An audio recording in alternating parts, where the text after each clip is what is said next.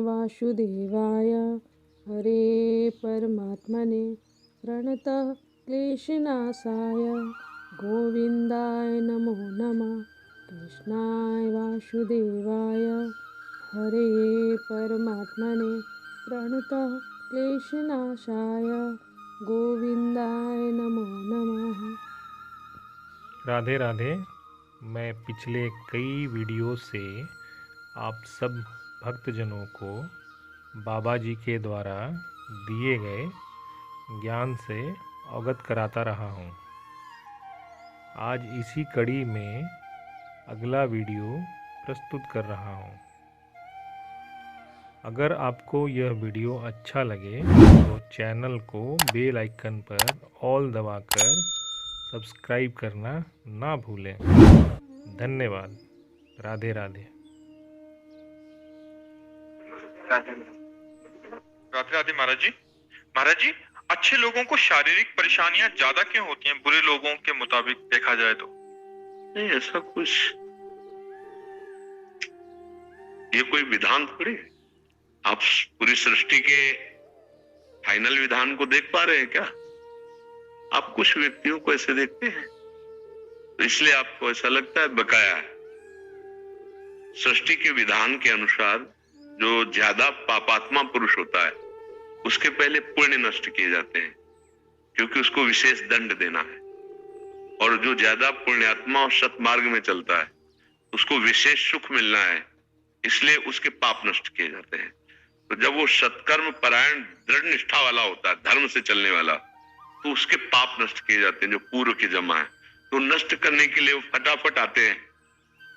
अब उसको दिखाई देता है कि बहुत धर्म से चल रहा है, बड़ा कष्ट भोग रहा है, और एक पाप कर्म कर रहा है तो उसके पुण्य नष्ट किए जाते हैं। तो उस पाप कर्म को करते हुए भी वो फला फूला और बड़ा सुखी दिखाई दे रहा है, लेकिन उसके पुण्य नष्ट हो रहे हैं। जिस समय उसके वो पुण्य नष्ट हुए, वो वर्तमान का पाप और जमा हुआ संचित पाप दोनों मिलेंगे, जैसे बम ब्लास्ट हो जाता है ना, सब विध्वंस हो जाता है, वैसे सर्वनाश हो जाता है। पापाचरण करने वाला सुखी रहेगा ऐसा तो नहीं। एक समय होता है जब पुण्य उसके काम करते।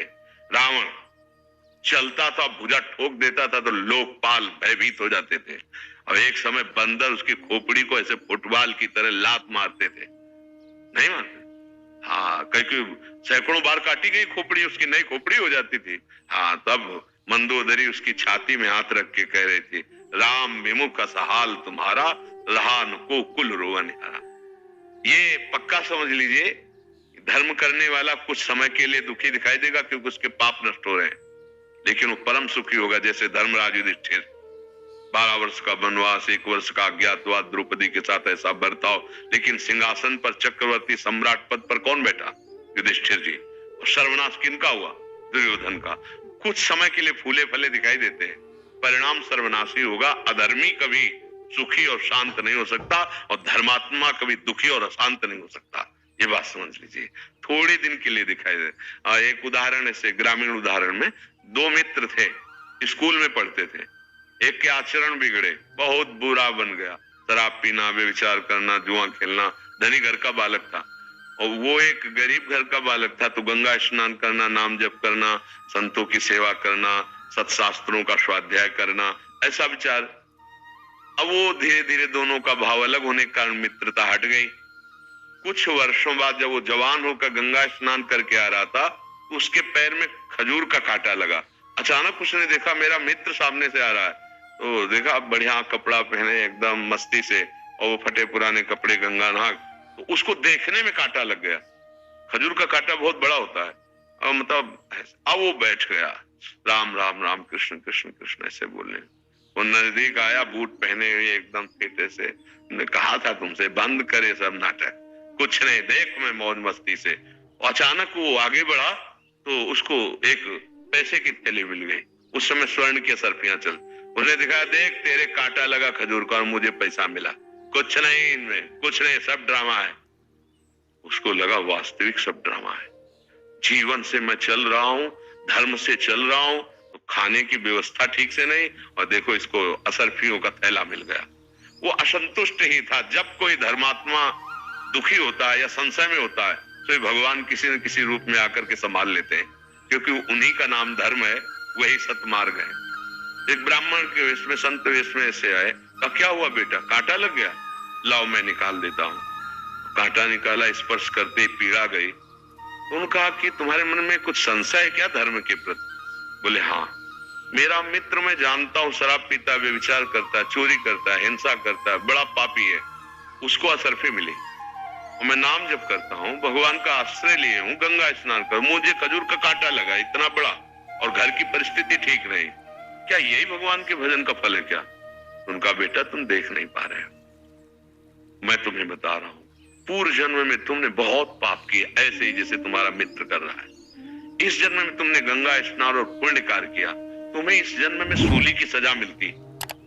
सूली की सजा खजूर के कांटे से खत्म हो गई। अब तुम्हारे पाप नष्ट हो गए, पुण्य का नंबर आ रहा है, तो इस लोक और परलोक सब जगह सुख भोगोगे, क्योंकि तुमने अच्छे कार्य किए।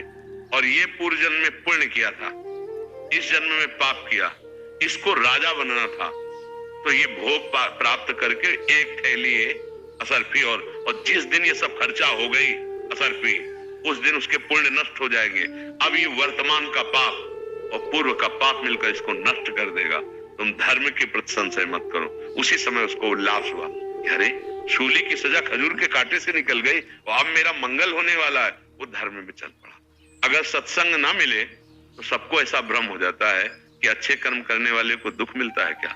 जैसे साधु महात्माओं को देखो, ये अपने जीवन को भगवान में लगाए, बड़े कष्ट में जीवन व्यतीत होते हैं, और ऐसे शराब पीते हैं, दुनिया का मांस खाते हैं, दुनिया का नौटंकी नाटक करते हैं, और कहीं उनको जुकाम भी नहीं है, वो ऐसे चौड़ी छाती करके।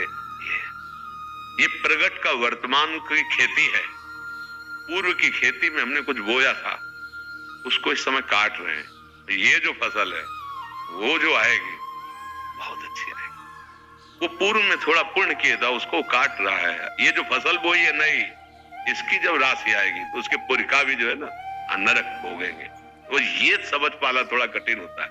पूर्व की फसल बोई हुई, अब हमारा अंतिम समय, अंतिम जन्म है। फटाफट फटाफट हिसाब किताब बराबर, रजिस्टर खाली भगवत चरणारविंद में समर्पित। बड़े बड़े संतों को देखा जाता है, कैंसर हो गया, ये हो गया, वो हो गया, कष्ट भोग रहे। और पापियों को देखा है, चटपट चले गए, कोई मतलब ही नहीं, कोई कष्ट ही नहीं उनको हुआ। तो इससे कोई तात्पर्य नहीं है, उनका बहुत बड़ा चक्र चल रहा है, उसमें पिसना है उनको, और अब ये चक्र से मुक्त हो रहे हैं। अब हिसाब बराबर, तब भगवान का साक्षात्कार, भगवत प्राप्ति होती है। सोच पा रहे आप, थोड़ा गूढ़ विषय है।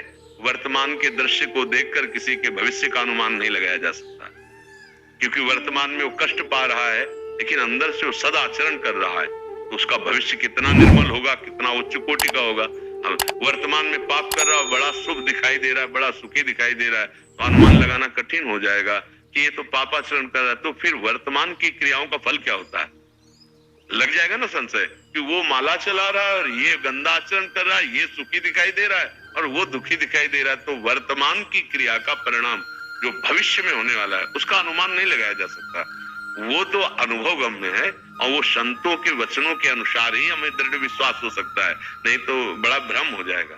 हाँ, एक मेहनत करता है, फसल बोई, चौपट हो गई, और एक दूसरे के बच्चे का अपहरण कर लेता है।